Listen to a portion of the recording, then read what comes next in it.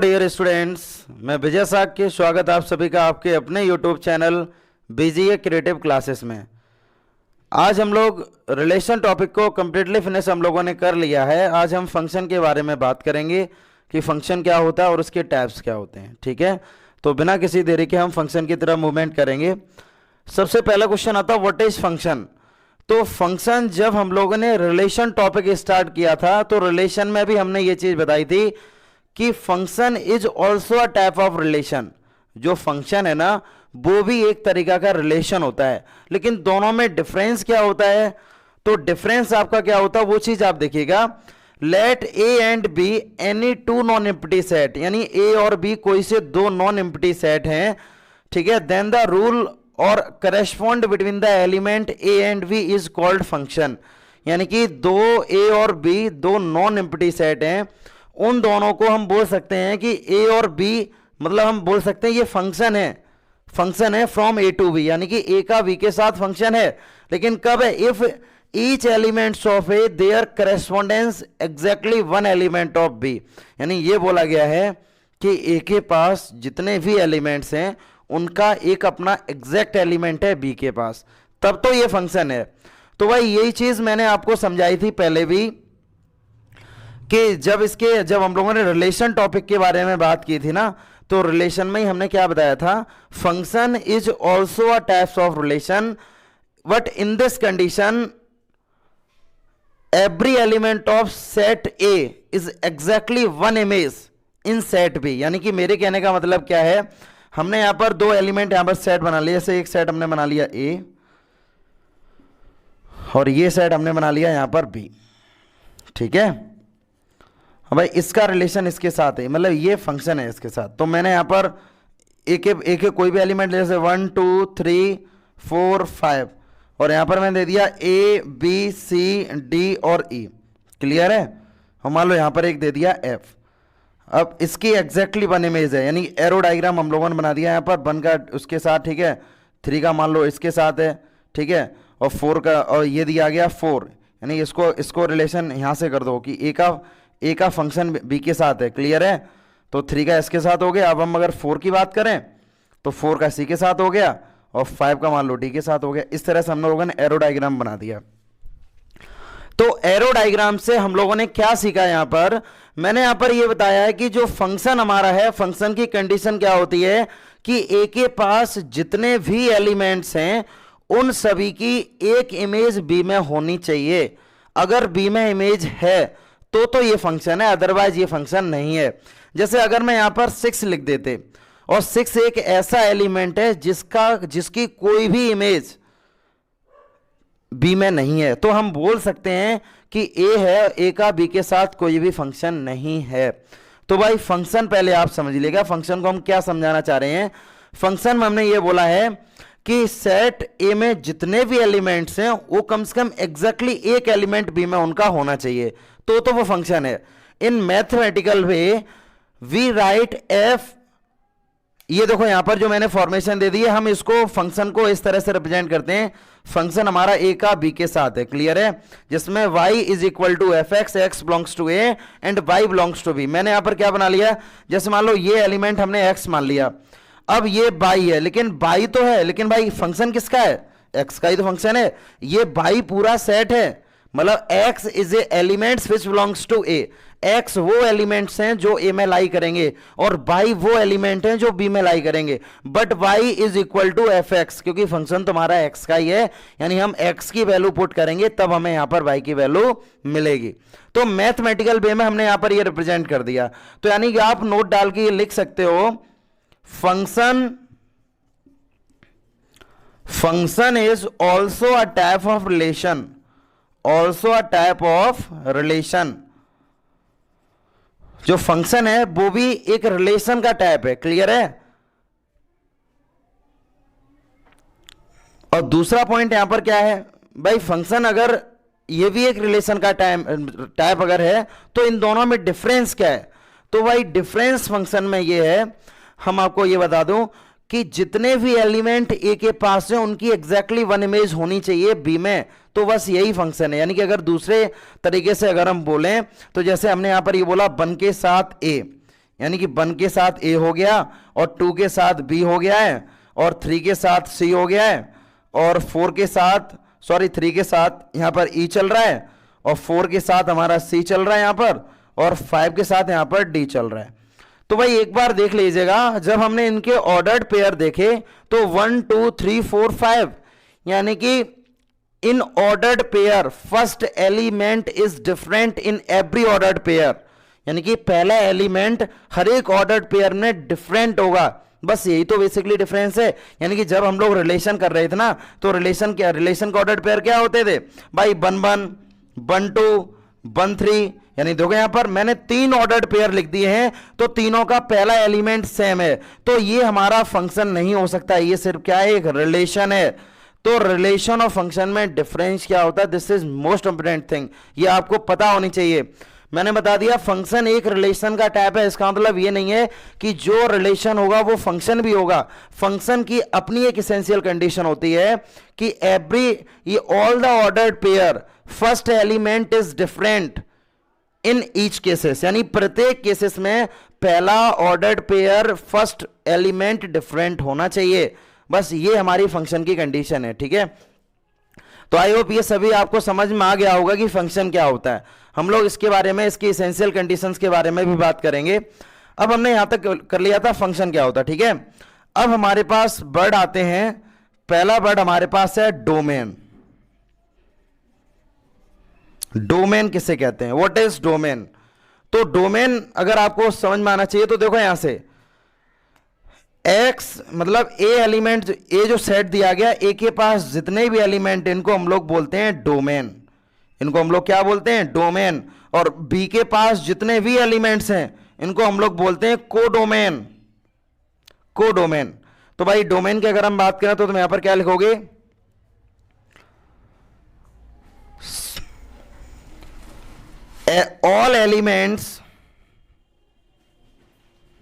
all elements of set A, ठीक है ना, is called domain।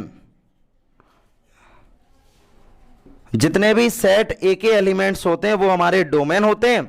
अब अगर हम यहां से कोडोमेन की बात करें तो कोडोमेन में आप क्या लिख देंगे यहां पर? all the elements of set B is called codomain, is called codomain। भाई यहां तक हम लोगों ने क्लियर कर लिया कि डोमेन क्या होता है और कोडोमेन क्या होता है। क्लियर है?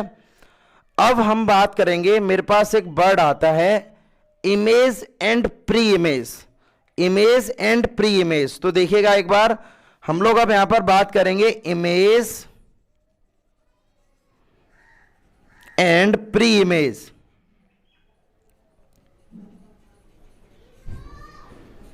तो देखो यहां से मैंने यहां पर एक बार एग्जांपल के थ्रू, जो हमने यहां पर ग्राफ, जो यहां पर जो कंडीशन जो बनाई है ना, इसके थ्रू हम आपको बता दे रहे हैं।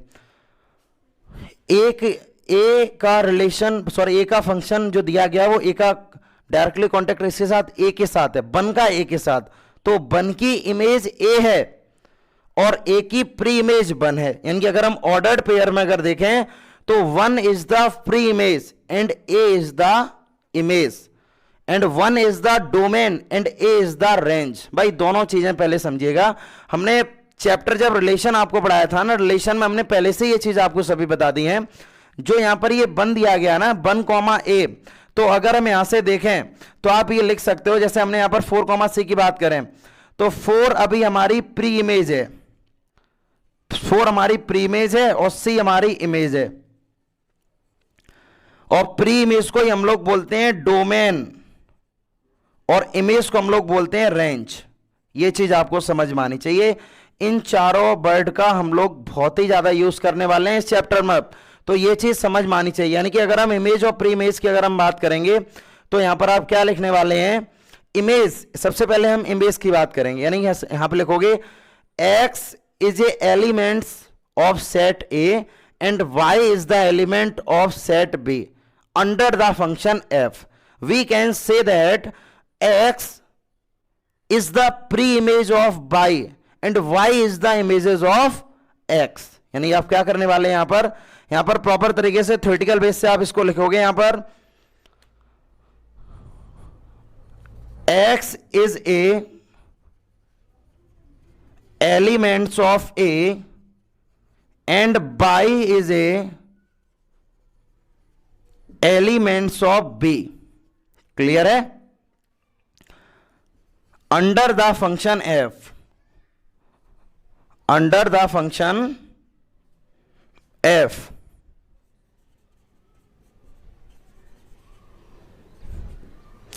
we can say that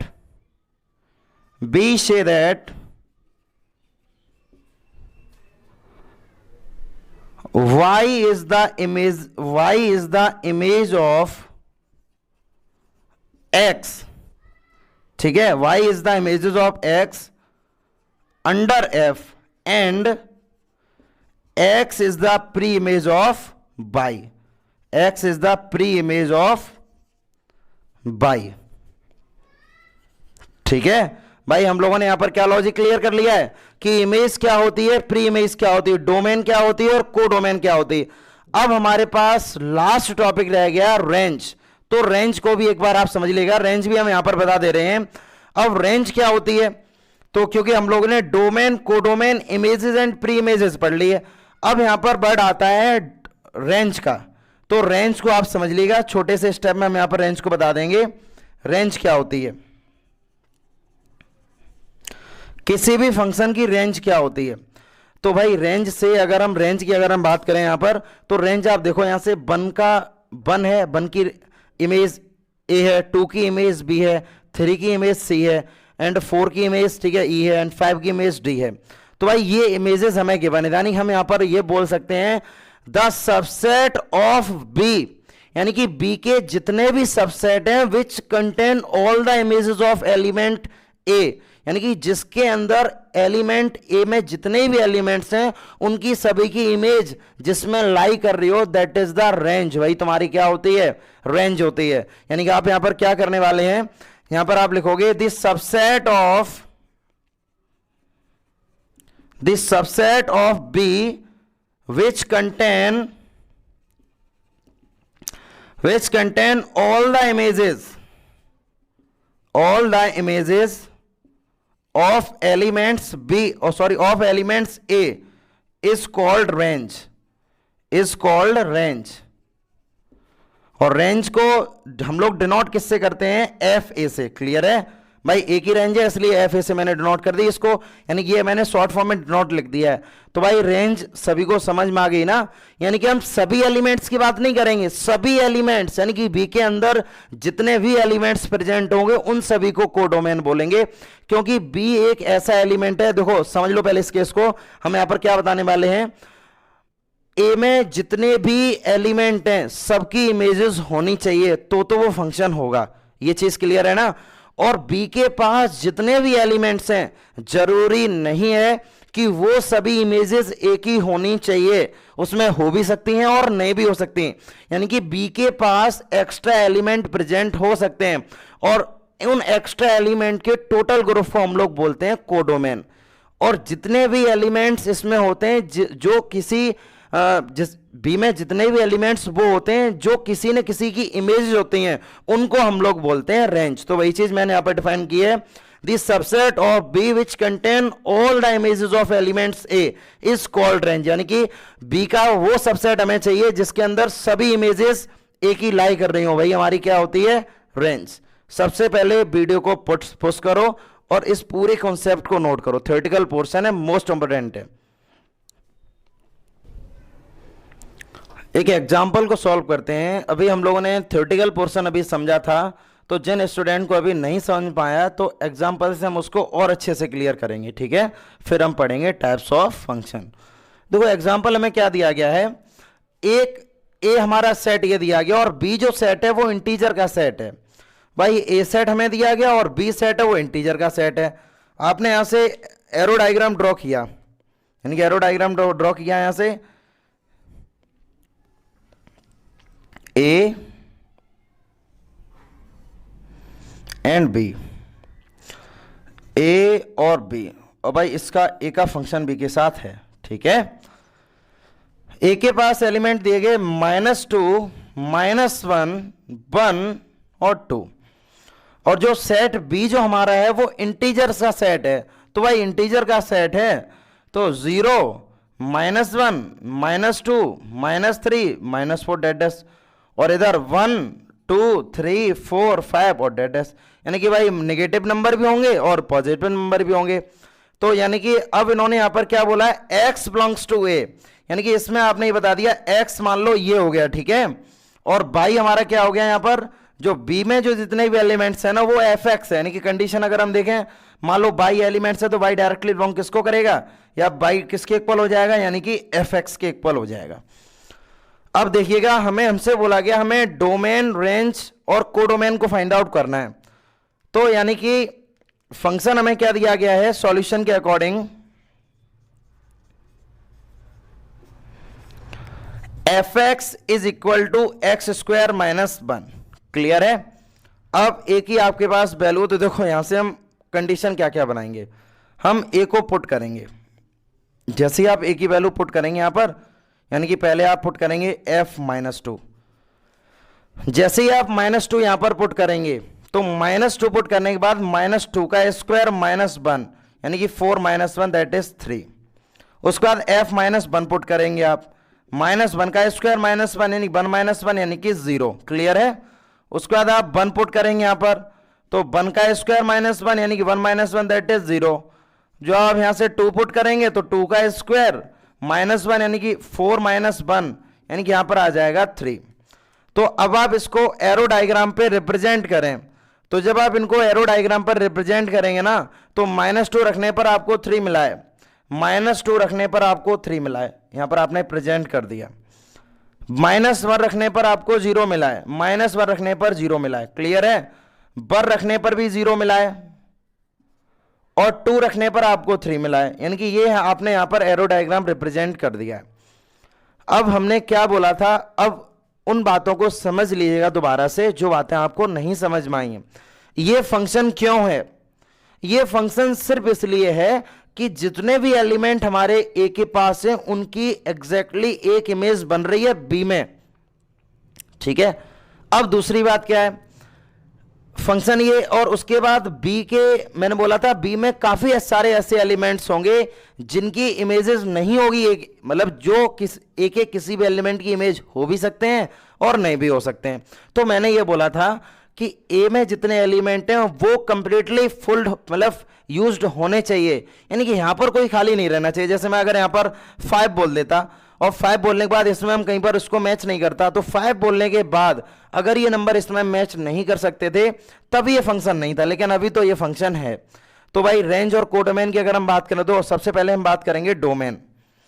तो जब आप डोमेन के बारे में बात करेंगे तो डोमेन क्या होता है, डोमेन यानी कि all the elements of set ए, जितने भी एलिमेंट्स सेट ए में होते हैं वही तो हमारी डोमेन होती है। तो डोमेन हमारे पास हो गया -2, -1, 1 और 2, ये तुम्हारे पास आ गई है डोमेन, क्लियर है।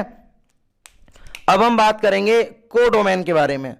तो कोडोमेन, तो भाई जब हम कोडोमेन के बारे में बात करेंगे ना, तो कोडोमेन का मतलब ये थोड़ी ना है कि मतलब जो इमेजेस बन रही हैं वही एलिमेंट्स हम लिख लें, ये तो कोडोमेन का मतलब ही नहीं है। कोडोमेन आप डायरेक्टली लिख दोगे, कोडोमेन यहां पर क्या आपको मिला है, सिर्फ इंटीजर, यानी कि कोडोमेन में तो ये पूरा ही मतलब सेट आ रहा ना, और ये सेट किसका है, तो codomain belongs to integer, codomain आपने लिख दी। अब हमारे पास रह गई है रेंज। तो रेंज के बारे में हम बात करें तो रेंज में हमने ये बताया था all the subset of B, तो बी के केवल वही तुम्हें सबसेट चाहिए, वही एलिमेंट्स तुम्हें चाहिए जिनकी मतलब ऑल द इमेजेस, जितने भी एलिमेंट ए में हैं इनकी सभी की इमेजेस उसमें लाई करनी चाहिए। तो रेंज इसकी हो जाएगी, देखो 0 और 3, ये इसकी हो गई है रेंज।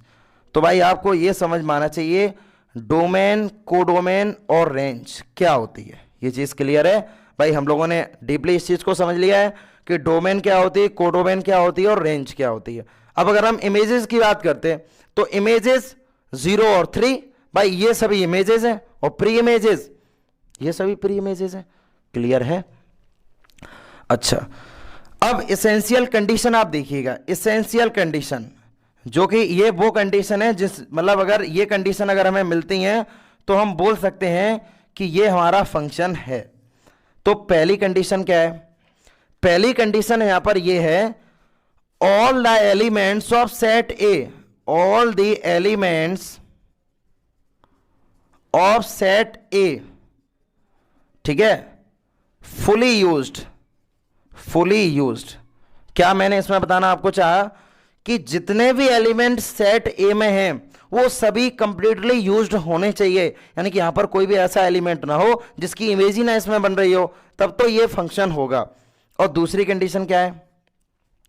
दूसरी कंडीशन ये है, जैसे अगर एक बार आप इसको लिख के देखो, इनके ऑर्डर्ड पेयर के रूप में ले तो -2 माइनस, अगर हम देखें -2 रखा है जब आपको मिला 3, ठीक है ना, जब आपने -1 रखा है तब आपको मिला 0, जब आपने 1 रखा तब भी आपको 0 मिला, जब आपने 2 रखा तब आपको 3 मिला। तो आप ये देखिएगा जितने भी ऑर्डर्ड पेयर है उनका फर्स्ट एलिमेंट डिफरेंट है। तो यानी कि आप यहां पर क्या लिखने वाले हैं, all the ordered pair, all the ordered pair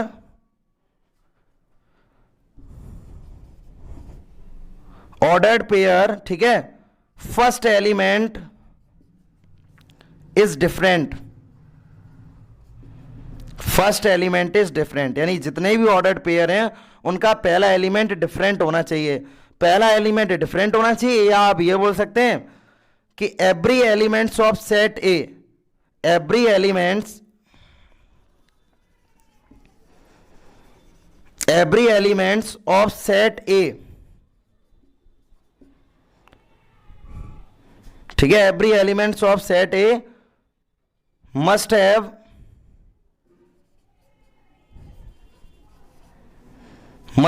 image in B, must have image, must have only one image, must have one image in B।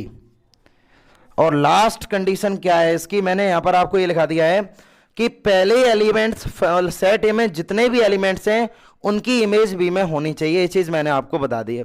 अब लास्ट केस क्या रह गया? लास्ट केस यहां पर ये है कि मतलब 2 या 2 से अधिक एलिमेंट्स अगर ए में हैं उनकी एक इमेज हो सकती है।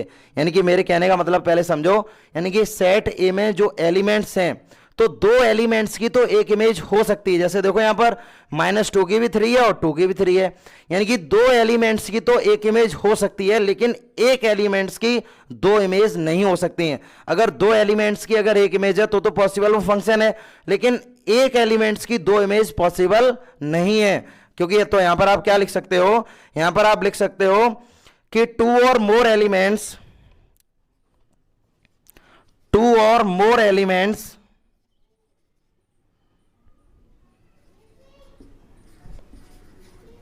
Have same image, have same image in B.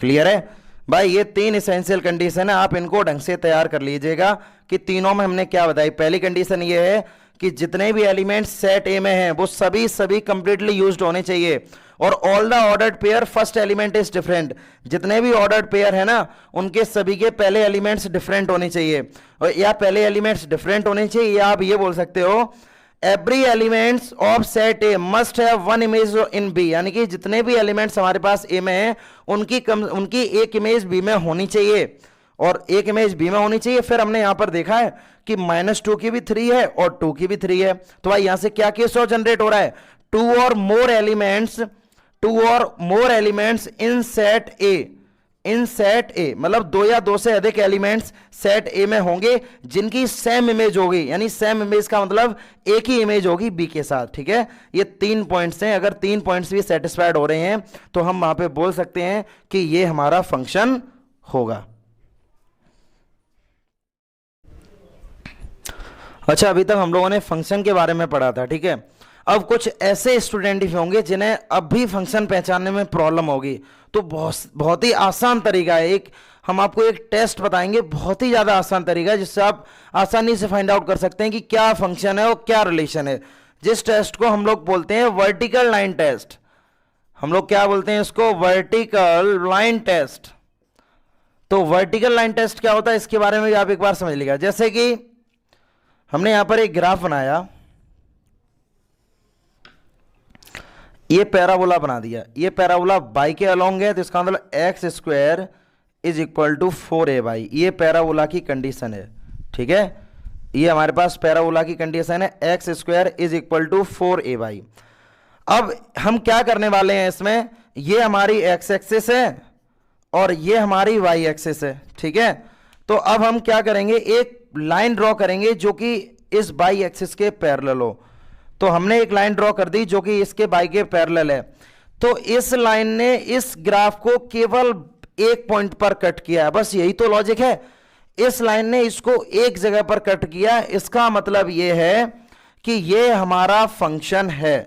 भाई समझो इस चीज को, पहले हम यहां पर क्या समझाना चाह रहे हैं कि कोई भी ग्राफ आप ड्रॉ करो, ग्राफ ड्रॉ करने के बाद अगर लाइन, हम क्या करने वाले हैं, जब हम कोई भी ग्राफ ड्रॉ करेंगे फिर हम बाई एक्सिस के अलोंग एक लाइन पैरेलल ड्रॉ करेंगे, और वो लाइन ग्राफ को केवल एक पॉइंट पर कट अगर करे ना, तो वो ग्राफ हमारा फंक्शन होगा। जैसे क्या, अब मैंने बता दिया ये फंक्शन होगा, क्या फंक्शन नहीं होगा, तो जब क्या फंक्शन नहीं होगा उसके बारे में अगर हम बात करें ना, तो हमने यहां पर एक पैराबोला ड्रॉ किया, पैराबोला ड्रॉ किया। देखो ये पैराबोला, ये एक्स के अलोंग है, तो आप यहां पर लिख देंगे y square is equal to 4ax, ये इसकी इक्वेशन होती है। अब आप यहां पर लाइन ड्रॉ करेंगे, देखो यहां से जब आपने y के अलोंग जब एक लाइन पैरेलल ड्रॉ की ना, तो इस लाइन ने इस ग्राफ को दो डिस्टिंक्ट पॉइंट पर कट किया है। जब दो डिस्टिंक्ट पॉइंट पर कट किया है तो ये हमारा रिलेशन तो होगा। ठीक है, इट इज ए रिलेशन, लेकिन बट नॉट फंक्शन, लेकिन ये हमारा फंक्शन नहीं होगा। भाई वर्टिकल लाइन टेस्ट को ढंग से समझ लो। वर्टिकल लाइन टेस्ट क्या होता है, हम ग्राफ ड्रॉ करेंगे और उसके फिर बाई एक्सिस के अलोंग एक पैरेलल लाइन को ड्रॉ करेंगे, और वो पैरेलल लाइन अगर ग्राफ को केवल एक पॉइंट पर कट कर रही है तो वो फंक्शन है, और अगर दो पॉइंट पर कट करेगी तो वो रिलेशन होगा, लेकिन फंक्शन नहीं होगा। और एक एग्जांपल देख लो, इसमें काफी एग्जांपल इसमें आते हैं। जैसे मैं दूसरे एग्जांपल की अगर हम बात करें, तो आपने एक ग्राफ पढ़ा होगा मॉड एक्स माइनस ए का। मॉड एक्स माइनस ए का ग्राफ क्या होता है, ग्राफ इसके अकॉर्डिंग बनता है। ये वाला पॉइंट हमारा हो जाता है 1, यानी कि ये वाला ग्राफ किसका होता है, मॉड एक्स माइनस ए का। मैं तो ये तो जनरली केवल ग्राफ में आपको केवल बता रहा हूं बनाकर, क्लियर है ना, ये सिर्फ मैं आपको समझा रहा हूं केवल कैसे कैसे ग्राफ बन रहे हैं। अब हमने एक लाइन यहां पर ड्रॉ की है जो कि, और कहीं से भी ड्रॉ कर लो कि किसी भी पोजीशन से, केवल बाई एक्सिस के पैरेलल हो, ये एक्स है और ये बाई है, केवल वाई एक्सिस के पैरेलल हो। पैरेलल होने के बाद वो ग्राफ को कितने मैक्सिमम पॉइंट पर कट करेगी, तो ये केवल एक पॉइंट पर कट कर रही है, तो जब ये एक पॉइंट पर कट करेगी तो ये हमारा फंक्शन होगा। ठीक है ना, ये हमारा फंक्शन होगा, क्लियर है। अब जैसे हम एक दूसरा एग्जांपल यहां पर ले लें, दूसरा एग्जांपल अगर मैं यहां पर बात करें, तो अब हमने यहां पर सर्कल ड्रॉ कर लिया, सर्कल ड्रॉ कर लिया। सर्कल की इक्वेशन क्या होती है, x square plus y square is equal to A square, ये हमारी सर्कल की इक्वेशन है। तो जब आप यहां पर कोई भी लाइन ड्रॉ करेंगे ना, तो वो लाइन उस ग्राफ को दो डिस्टिंक्ट पॉइंट पर कट करेगी, तो ये हमारा रिलेशन तो होगा, रिलेशन तो है बट नॉट सर्कल, ठीक है, बट नॉट फंक्शन, लेकिन ये हमारा फंक्शन नहीं होगा। क्लियर है, अब आप समझ पा रहे हो ना, काफी इजी कॉन्सेप्ट है ये वाला। Vertical line test most important test है, और इसको हम लोग आसानी से केवल ग्राफ बना के ही हम ये पता कर सकते हैं क्या ये हमारा फंक्शन होगा या नहीं होगा। और एग्जांपल इसके देख लो, जैसे अगर हम मान लो इलिप्स की बात करें, इलिप्स तो जानते हो ना, अंडे आकार होती है इलिप्स। जब आप इसमें लाइन को ड्रॉ करोगे तो ये भी दो जगह पर कट करेगी, तो ये भी हमारा रिलेशन होगा, लेकिन फंक्शन नहीं होगा। इसका मतलब x square upon A square plus y square upon B square is equal to 1, ये हमारी किसकी इक्वेशन होती है, इलिप्स की। तो ये हमारा था वर्टिकल लाइन टेस्ट। ठीक है, अब हम लोगों ने अभी ये समझा था फंक्शन क्या होता है और उसकी एसेंशियल कंडीशन क्या होती है, और हम लोगों ने वर्टिकल टेस्ट के बारे में भी पढ़ा था। अब हमारा नेक्स्ट टॉपिक है टाइप्स ऑफ रिलेशन। देखो जो भी स्टूडेंट्स इस वीडियोस को देख रहे हैं, तो क्या आप समझ पा रहे हो, ठीक है, वीडियो देखने के बाद आप हमें कमेंट बॉक्स में जरूर बताएं कि आपको वीडियो ही कैसी लगी, क्लियर है। अब हम लोग यहां पर पढ़ने वाले हैं टाइप्स ऑफ फंक्शन। तो generally function can be classified into 8 categories. Number first, one one function और injective function. One one function को ही हम लोग इंजेक्टिव फंक्शन बोलते हैं। Many one function, onto function, into function, one one onto, इसको हम लोग बाइजेक्टिव फंक्शन बोलते हैं, और identity function, constant function and equal function. हम वन वन फंक्शन के बारे में बात करेंगे, जो फंक्शन हमारे वन वन नहीं होते वो फंक्शन हमारे मैनी वन होते हैं। क्लियर है? पहले हम लोग वन वन फंक्शन के बारे में पढ़ेंगे। तो फर्स्ट हमारा टॉपिक है वन वन फंक्शन। तो वन वन के नेम से ही क्लियर आ रहा है, वन वन के नेम से ही हमें क्या क्लियर हो रहा है कि जितने भी एलिमेंट्स हमारे सेट ए में होंगे उनकी सबकी डिफरेंट इमेज होगी सेट बी में।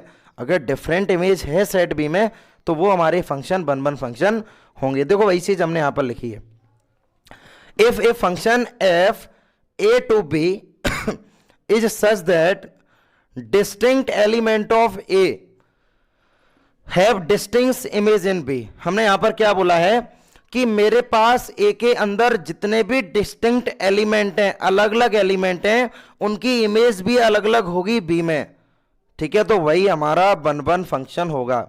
इन mathematical way x1 x2 belongs to A, तो एफ x1 बराबर अगर x2 है, देखो x1 और x2 दो कोई एलिमेंट हैं जो कि ए में लाई करेंगे, और x1 f x1 is equal to F x2 है, तो x1 is always is equal to x2। Clear है?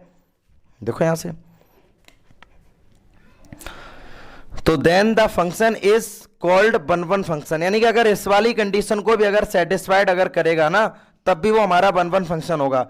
और आप यहां पर क्या लिख सकते हो, जैसे मैंने ये बोला था x1 x2 is belongs to A, तो F x1 is equal to F x2, then x1 is equal to F x2। अगर ये कंडीशन है तब वो वन वन फंक्शन होगा। आप ये भी लिख सकते हो x1 x2 belongs to A. Clear है? And F x1 is not equal to F x2, तो इसलिए x1 is not equal to x2। अगर ये केस भी अगर कहीं पर सेटिस्फाइड हो रहा ना, तो भी वो हमारा वन वन फंक्शन होगा। समझ पा रहे ना आप हम क्या बताना चाह रहे हैं? वन वन के पहली बात तो नेम से ही ये क्लियर हो रहा है, यानी कि वन वन का मतलब है जितने भी एलिमेंट हमारे सेट ए में होंगे उनकी डिफरेंट इमेज होगी सेट बी में, तो वो हमारा वन वन फंक्शन है। एक बार हम इसको एग्जाम्पल से और समझते। जैसे एक हमें सेट दिया गया ए और ये दिया गया बी, और ए का बी के साथ फंक्शन है, फंक्शन हमें दिया गया। अब देखो यहां से, अब अलग अलग इमेज रखो। जैसे हम यहां पर पहले वन पुट करेंगे, f1, भाई जो x है ना, हमने बताया था ना जो x एलिमेंट होते हैं वो a में होते हैं और y एलिमेंट होते हैं वो b में होते हैं। क्लियर है? तो आप पहले वन रखो, वन आ गया। आप 2 रखो, 3 आ गया। आप 3 रखो, 5 आ गया। तो देखो यहां से जब हमने इमेजेस, जब हमने एलिमेंट 1 2 3 रखे हैं, तो 1 के लिए इमेज इसकी 1 आई है, 2 के लिए इमेज 3 आई है, और 3 के लिए इमेज 5 आई। यानी कि हम ये बोल सकते हैं कि जितने भी एलिमेंट्स हमने रखे हैं उनकी डिफरेंट इमेज आई है। तो इसका मतलब हम क्या कह सकते हैं यहां पर, ये कौन सा हमारा फंक्शन हो गया? One one function.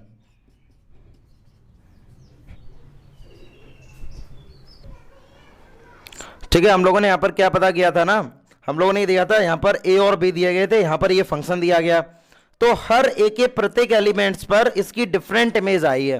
तो जब ये डिफरेंट इमेज है तो ये हमारा वन वन फंक्शन हो गया। अब आप ये कहेंगे सर हम लोगों ने चलो इससे तो वन वन प्रूफ कर लिया है, लेकिन सर हम लोग इसका कैसे यूज करेंगे? भाई मैथमेटिकल स्टेटमेंट का हम लोग कैसे यूज करेंगे? तो आओ हम इसमें भी हम एक एग्जाम्पल देखते हैं। देखो एक एग्जाम्पल है, छोटा सा एग्जाम्पल हम लेंगे। हमने क्या बोला, मैंने बोला यहां पर जो फंक्शन है ना, फंक्शन जो है वो R star to R star है। भाई आर स्टार को समझते हो ना, आर स्टार का मतलब ये होता है इसमें सिर्फ 0 नहीं होगा। मतलब इसमें क्या होता है, आर स्टार का मतलब क्या होता है, मतलब कि इसमें हम 0 को इंक्लूड नहीं करेंगे, यानी कि आप रियल नंबर में से 0 को रिमूव कर दोगे तो वही हमारा आर स्टार होता है। ठीक है? इसके अंदर 0 कंटेन नहीं करता है, वो आर स्टार है। अब f का relation R star to R star दिया गया हमें। क्लियर है? और हमें फंक्शन क्या दिया गया? यहां पर फंक्शन हमें दिया गया 1/x। अब तुमसे क्या बोला गया, इसको तुम्हें ये चेक करना क्या ये तुम्हारा वन वन फंक्शन होगा या नहीं होगा। अब देखना हम मैथमेटिकल स्टेटमेंट से करेंगे। हमने यहां पर क्या किया, सबसे पहले x1 x2 belongs to A. x1 और x2 को हमने किस में बिलोंग कर दिया? भाई ए में बिलोंग कर दिया। क्लियर है ना? अब जैसे ही आपने, अब यहां पर तो आर स्टार है, तो आप एक ही जगह किस में बिलोंग करेंगे? यहां पर आर स्टार में बिलोंग कर देंगे। तो जैसे ही आपने आर स्टार में बिलोंग किया, इसके बाद कंडीशन, उसके बाद कौन सी कंडीशन होती है, f x one is equal to f x two. तो आप यहां पर क्या करेंगे, f x one is equal to f x two. अब फंक्शन तुम्हारे पास क्या दिया गया, 1/x, तो यानी कि आप यहां पर क्या कर देंगे, अब 1/x1 is equal to 1/x2। जब आप इसको सॉल्व करेंगे तो यहां पर आ जाएगा x1 is equal to x2। तो लिख दो यहां पर, so F x is a 1/1 function, 1/1 function, मतलब एफ एक्स हमारा कैसा फंक्शन आ गया, यहां पर 1/1 फंक्शन आ गया। क्लियर है ना। जब हम लोगों ने देखो, अब हम लोगों ने मैथमेटिकल वे का यूज किया है। मैथमेटिकल वे से हम लोगों ने क्या किया, यहां पर जो फंक्शन है वो आर स्टार से आर स्टार का है। आर स्टार का मतलब ये होता है इसमें रियल नंबर में हम जीरो को इंक्लूड नहीं करते हैं, और फंक्शन दिया गया 1/x। मैथमेटिकल वे में हम लोग क्या करेंगे, x1 और x2 को बिलोंग कर देंगे आर स्टार से, क्योंकि यहां पर आर स्टार दिया गया। यहां पर हमने ए सिर्फ इसलिए माना था क्योंकि यहां पर ए दिया गया था, ठीक है ना। उसके बाद आप क्या करेंगे, f x one is equal to f x two, तो 1/x1 is equal to 1/x2। तो यहां पर क्या हो जाएगी, x1 is equal to x2, so F x is 1/1 function, 1/1 और injective function.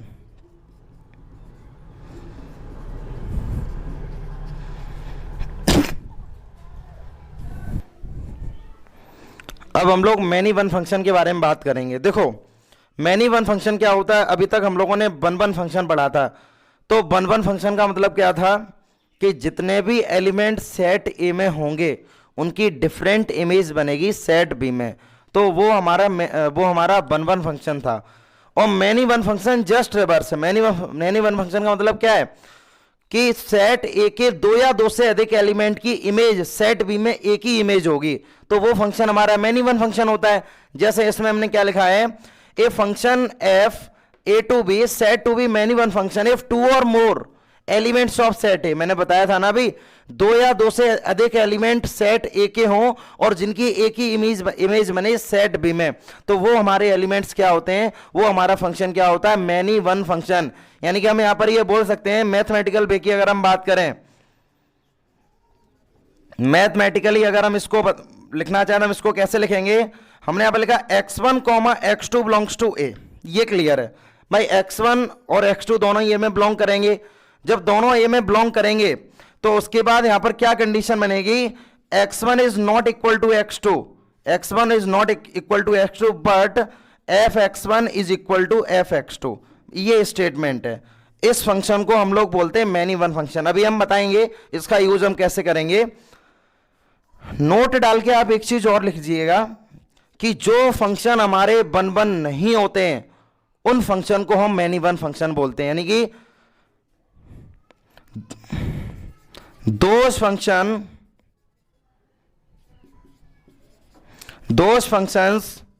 not belongs in 1/1 that is called many one function. मतलब ऐसे फंक्शन जो 1/1 में बिलोंग नहीं करते हो उनको हम लोग बोलते हैं मैनी वन फंक्शन। क्लियर है। अब एग्जाम्पल हम इसका एक समझते हैं, एग्जाम्पल्स हम इसको अच्छी तरह से क्लियर करेंगे। जैसे एक एग्जाम्पल हमने लिया यहां पर,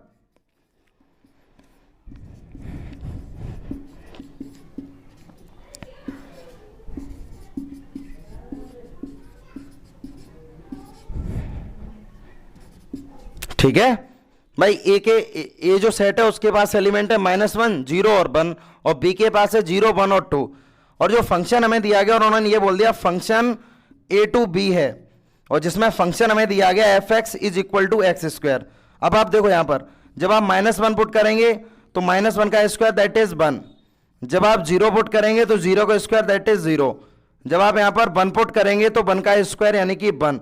यानी कि हमने यहां पर क्या चीज बोली है, -1 और 1, यानी कि -1 इज नॉट इक्वल टू 1। -1 और 1 तो आपस में इक्वल नहीं है। देखो मैथमेटिकल वे में हम बात करेंगे अब, x1 is not equal to x2, x1 is not equal to x2। यानी कि जब इसको थोड़ा सा अच्छी तरह से समझो, इसको इस वाले केस को हम जब हमने यहां तक इसको सॉल्व कर लिया ना, अब एक चीज बताओ, -1 और 1 ये दोनों ही हमारे ए में बिलोंग कर रहे हैं ना, तो यानी कि आप क्या लिख सकते हो यहां पर, आप लिख सकते हो -1, 1 belongs to A.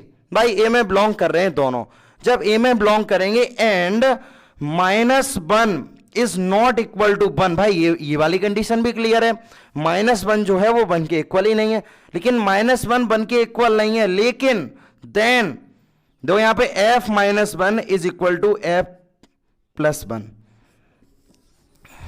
f -1 is equal to f +1, -1 पर ही बनाया और 1 पर ही बनवाया।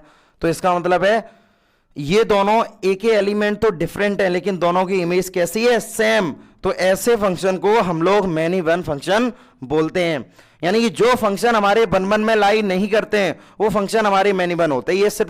ये सिर्फ ये बात समझ लो, जो फंक्शन हमारा वन वन फंक्शन नहीं है ना, वो फंक्शन हमारा मैनी वन फंक्शन होगा।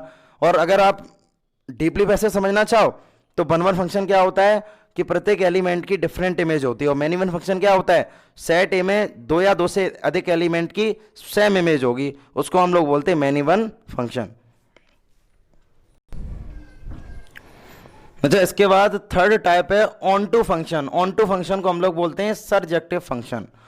तो सर्जेक्टिव फंक्शन का मतलब क्या होता है, पहले देखो इस ऑन टू फंक्शन को आप समझ लीजिए। ऑन टू फंक्शन का मतलब ये है कि जो भी आपकी कोडोमेन है, जितने भी एलिमेंट्स आपकी कोडोमेन में, वो सभी एलिमेंट्स सेट ए में किसी न किसी की इमेज होनी चाहिए। अगर ऐसी सिचुएशन को फॉलो हम करेंगे तो वो फंक्शन हमारे ऑन टू होते हैं। यानी कि हम क्या, अगर इसको एक फॉर्म में, अगर इसको एक लैंग्वेज में अगर हम इसको बोलना चाहें तो range of f is equal to codomain. जो रेंज है फंक्शन की वो किसके इक्वल हो जाए, कोडोमेन के इक्वल हो जाए, तो वो फंक्शन हमारे ऑन टू फंक्शन या सर्जेक्टिव फंक्शन होते हैं। जैसे एग्जांपल के थ्रू हम इसको समझते हैं। एग्जांपल हमें दिया गया, अब यहां से अगर हम f1 माने, देखना यहां से f -1, तो -1 mod is always positive value, f0 तो इसका मतलब 0 का मतलब 0 यहां पर, f1 तो पॉजिटिव ही है, f2 तो ये भी 2 है। तो देखो यहां से अब हम क्या बोलेंगे, यहां पर हमने यहां पर एक इस तरह से सेट यहां पर बनाए हैं, और सेट पर बनाने पर हमारे पास बी में एलिमेंट थे 0 1 और 2, और ये एलिमेंट थे -1 0 1 और 2। तो आप देखो यहां से जब आपने -1 रखा तब भी आपको 1 मिला, क्लियर है। जब आपने 0 रखा था आपको 0 मिला, 1 रखा था आपको 1 मिला, एंड 2 रखा था आपको 2 मिला। तो ये हमारी होती है कोडोमेन, और इसको हम लोग बोलते हैं डोमेन, क्लियर है ना। तो भाई अब देखो यहां से जितने भी कोडोमेन में एलिमेंट्स हैं वो सभी किसी न किसी की इमेज हैं सेट ए में, यानी ये है और ये बी है, और इसका फंक्शन, ठीक है ना, इसका फंक्शन ए टू बी के साथ दिया गया है यहां पर। अब आप देखो यहां से अगर हम रेंज करें, रेंज की बात अगर करें ना,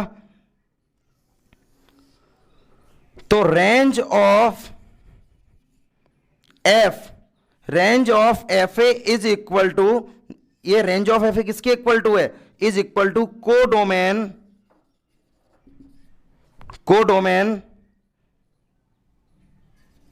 ऑफ फंक्शन। ये चीज हम आपको बताना चाह रहे थे। अगर ऐसी कंडीशन किसी भी फंक्शन में अगर फॉलो होगी तो उस फंक्शन को हम लोग ऑन टू या सर्जेक्टिव फंक्शन बोलते हैं। भाई दो बातें एक बार और समझ लीजिएगा, हमने यहां पर क्या बताया है, ऑन टू फंक्शन हमारे वही होंगे जितने भी कोडोमेन, भाई ये हमारी कोडोमेन है। हम लोगों ने इससे पहले जब फंक्शन पढ़ा था ना, उसमें दो चीजें बताई थी, एक रेंज बताई थी और कोडोमेन बताई थी। जिसमें रेंज कोडोमेन के इक्वल हो जाए उस फंक्शन को हम लोग ऑन टू फंक्शन बोलते हैं। जिसमें रेंज कोडोमेन के इक्वल हो जाए, जिसमें रेंज हमारी कोडोमेन के इक्वल हो जाए, उसको हम लोग ऑन टू या सर्जेक्टिव फंक्शन बोलते हैं। एग्जाम्पल आपको दिया है, थ्योरेटिकल आप समझ लीजिएगा। इसके बाद अब हम लोग बात करेंगे ऑन टू फंक्शन के बारे में। देखो अभी हम लोगों ने ये इनटू फंक्शन के बारे में हम लोग बात करने वाले हैं। अभी हम लोगों ने ऑन टू फंक्शन पढ़ा था, तो ऑन टू फंक्शन की क्या कंडीशन थी कि range of the function is equal to codomain of the function. अगर रेंज कोडोमेन के इक्वल हो जाए ना, यानी कि अगर हम ये बोलें कि सेट बी में जितने भी एलिमेंट्स हैं वो कंप्लीटली किसी न किसी की इमेज होनी चाहिए सेट ए के एलिमेंट के साथ, तो उसको हम लोग ऑन टू फंक्शन बोलते थे। अब इनटू फंक्शन जस्ट रिवर्स है।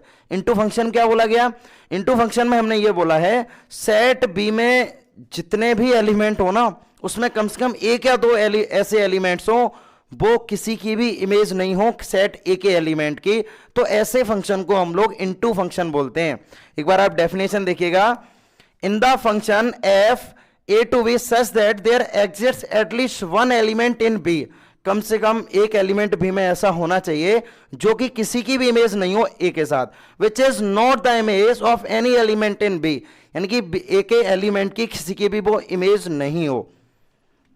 यानी कि हम यहां से क्या लिख सकते हैं, range of the function is not equal to codomain of the function, यानी कि ऑन टू फंक्शन क्या थे, ऑन टू फंक्शन में range of the function is equal to codomain of the function. अब इसमें नॉट इक्वल का case आना चाहिए। भाई एग्जांपल दिया गया, एग्जांपल के थ्रू एक बार समझ लीजिएगा। एग्जांपल हमें दिया गया, तो जब आप यहां पे 0 रखेंगे, 1 रखेंगे, ठीक है ना, और 2 रखेंगे, देखो यहां से ग्राफ अब बना लो।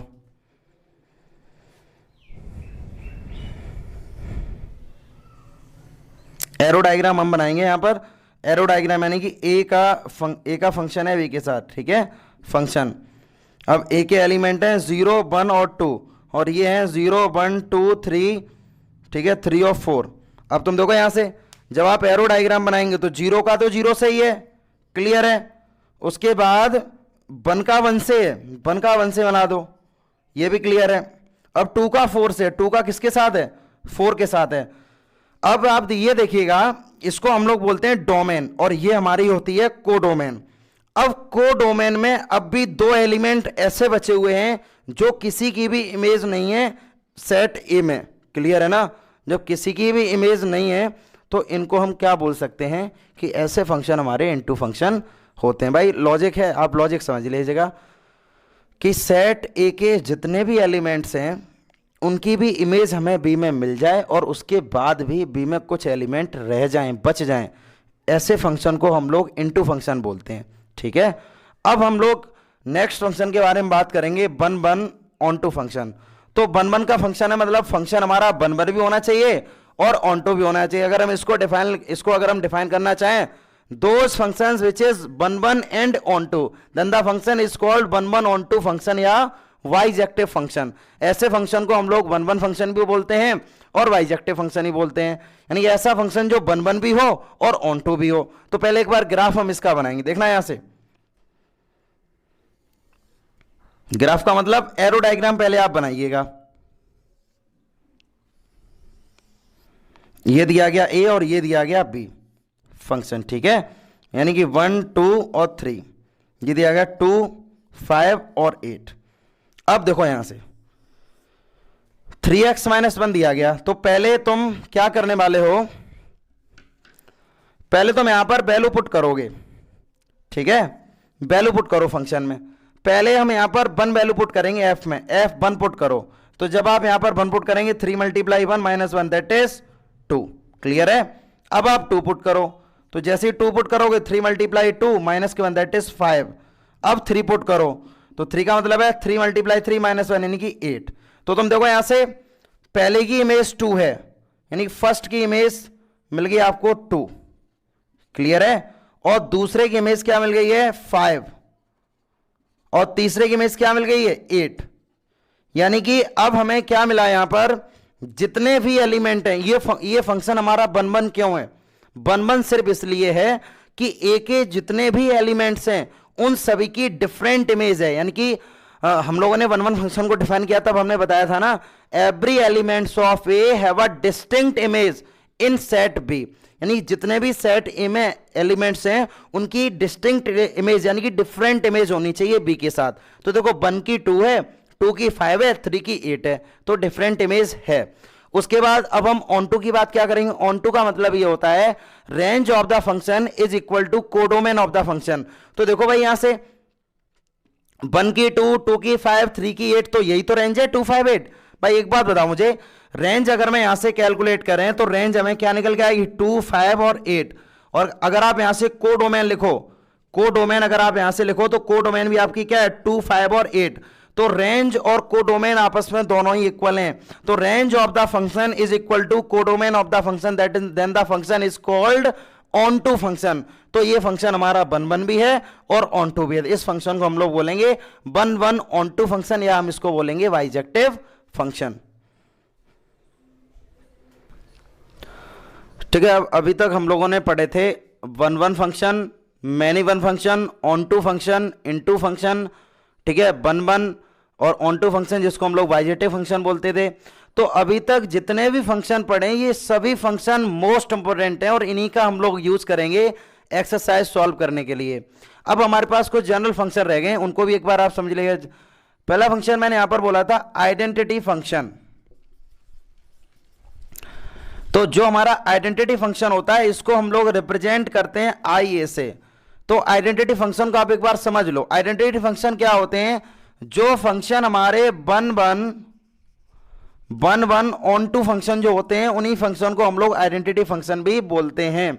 जैसे यानी कि जितने भी एलिमेंट्स आपको दिए जाए ना, जितने भी जैसे यहां पर 1 2 3 ए बी और सी, यानी इसकी इमेज ये है, इसकी इमेज ये और इसकी इमेज ये है, और ए फंक्शन है बी के साथ, अगर ये केस दिया जाए ना तो जितने एलिमेंट्स हमारे ए में हैं उन सभी की इमेज बी में है, और बी में जितने एलिमेंट्स हैं वो सभी किसी न किसी की इमेज हैं। यानी कि range of function is equal to codomain of the function. तो ऐसे को हम लोग क्या बोलते हैं? इनको हम आइडेंटिटी फंक्शन भी बोलते हैं। यानी कि आप एक लाइन में बोल सकते हो जो फंक्शन हमारे वन वन और ऑन टू फंक्शन होते हैं उन फंक्शन को हम आइडेंटिटी फंक्शन भी बोलते हैं। अब उसके बाद यहां पर आता है कांस्टेंट फंक्शन। कांस्टेंट फंक्शन, तो देखो भाई कांस्टेंट फंक्शन क्या होते हैं वो चीज आप समझ लीजिएगा। सबसे पहले कांस्टेंट वर्ड आपको पता होना चाहिए। जैसे हमने यहां पर लिखा 4x + 3, एक जनरल चीज मैं आपको बता रहा हूं। अब आप x की वैल्यू 1 रखो, 2 रखो, 3 रखो, लेकिन इस वाले नंबर पर कोई भी इफेक्ट नहीं पड़ेगा, बिकॉज ये नंबर एक कांस्टेंट नंबर है।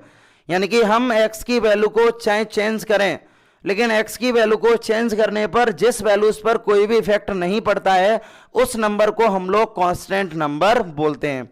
देखो ये तो हमने बात की थी कांस्टेंट नंबर की, लेकिन हम अगर कांस्टेंट फंक्शन की बात करें तो कांस्टेंट फंक्शन को अगर हम डिफाइन करना चाहते हैं, हम कैसे डिफाइन करेंगे? Every elements of set A, every element of set A is only a one image, केवल एक इमेज बनेगी। जैसे कांस्टेंट फंक्शन क्या क्या हो सकते हैं? देखो यहां से भाई एक इमेज बन रही है इसमें, यानी कि ए बी सी, और यहां पर मैंने दे दिया केवल डी, तो ए की भी डी इमेज है, बी की भी डी इमेज है और सी की भी डी इमेज है। तो मतलब डी कैसा फंक्शन हो गया? हमारा कांस्टेंट फंक्शन हो गया। और देखो यहां पर ए बी और सी, ये वाला फंक्शन हमारा कौन सा फंक्शन होता है? One one. भाई ए की भी अलग, ए दो ए की भी, ए की डी है, बी की डी है और सी की डी है। यानी कि मैंने तुमसे क्या बोला था? मैंने तुमसे ये बोला था अगर जो सेट ए है ना, ए सेट में, ए सेट के एलिमेंट दो या दो से अधिक एलिमेंट की अगर एक ही इमेज बनती है तो उसको हम लोग मैनी वन फंक्शन बोलते हैं। क्या बोलते हैं? Many one function. तो आप क्या बोल सकते हो? मैनी वन जो फंक्शन होता है वो भी फंक्शन हमारा कांस्टेंट फंक्शन होता है। ये एग्जांपल हमने मैनी वन फंक्शन का दिया है। अभी हमने लिखा था वन वन बोल नहीं, केवल many one function. Many one की कंडीशन तो आपको पता है ना, यानी कि सेट ए के दो या दो से अधिक एलिमेंट की इमेज सिर्फ एक ही बने तो उसको हम लोग मैनी वन फंक्शन बोलते हैं। देखो ये तो हो गया केस फर्स्ट। अब केस सेकंड देख लो। केस सेकंड में हमने क्या लिखा है? मैंने यहां पर भी लिख दिया है, यहां लिख दिया x1 और यहां पर लिख दिया b, और इसकी इमेज ये बन गई। और b हमारा एक यहां पर कैसा फंक्शन है? कांस्टेंट नंबर है। केवल एक ही चीज हमें मिली यहां पर, कांस्टेंट, और कांस्टेंट भी है और एक एलिमेंट, मतलब सेट ए में हमारा सिर्फ एक एलिमेंट है और सेट बी में भी एक एलिमेंट है, और सेट ए के एक एलिमेंट की इमेज सेट बी में हमें मिल गई है। तो इसको हम लोग क्या बोलेंगे? वन वन फंक्शन, क्योंकि एक इमेज है, एक एलिमेंट की एक इमेज होती है, वन वन फंक्शन हो गया। तो वन वन फंक्शन भी हमारा कैसा फंक्शन हो सकता है? कांस्टेंट फंक्शन हो सकता है। क्लियर है? अब जैसे देखो यहां पर केस थर्ड की अगर हम बात करें, आप काफी सारे केस जनरेट कर सकते हैं, बस कंडीशन ये पता होनी चाहिए कि इमेज सिर्फ एक ही आपको मिले, एक ही कांस्टेंट नंबर आपको मिले, तो वो कांस्टेंट फंक्शन होता है। यानी कि आप क्या बोल सकते हो? Every elements of A have only a one image in set B, केवल एक ही इमेज होनी चाहिए सेट बी में। तो फंक्शन हमारे क्या होते हैं? कांस्टेंट फंक्शन होते हैं। एक एग्जांपल और देख लीजिएगा यहां पर, जैसे मैंने यहां पर लिख दिया 1 2 3 4 ये लिख दिया, और ये हमारे पास सेट बी है, और इसमें मैं लिख दिया सी डी और ई। क्लियर है? ए हो गया और बी हो गया, यानी कि ए है वो बी का फंक्शन है। क्लियर है? अब देखो 1 की इमेज भी सी है, 2 की इमेज भी सी है, और 3 की इमेज भी सी है, 4 की इमेज भी सी है। ये हमने यहां पर इस तरह से रिप्रेजेंट कर दिया है, मतलब कि सबकी इमेज सी है।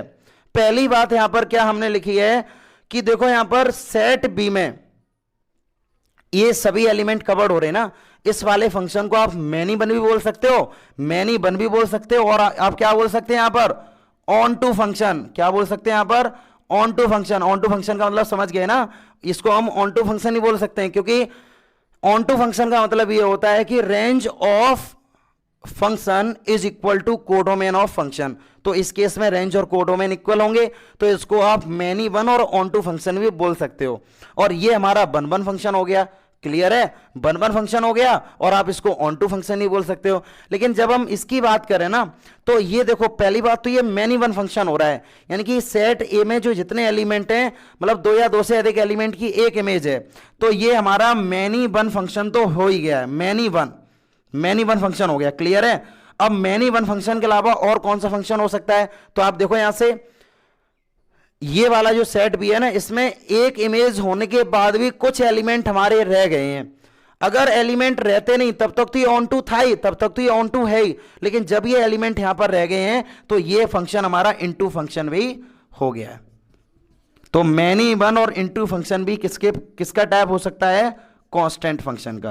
तो भाई ये चीज समझ लीजिएगा, कांस्टेंट का मतलब क्या होता है।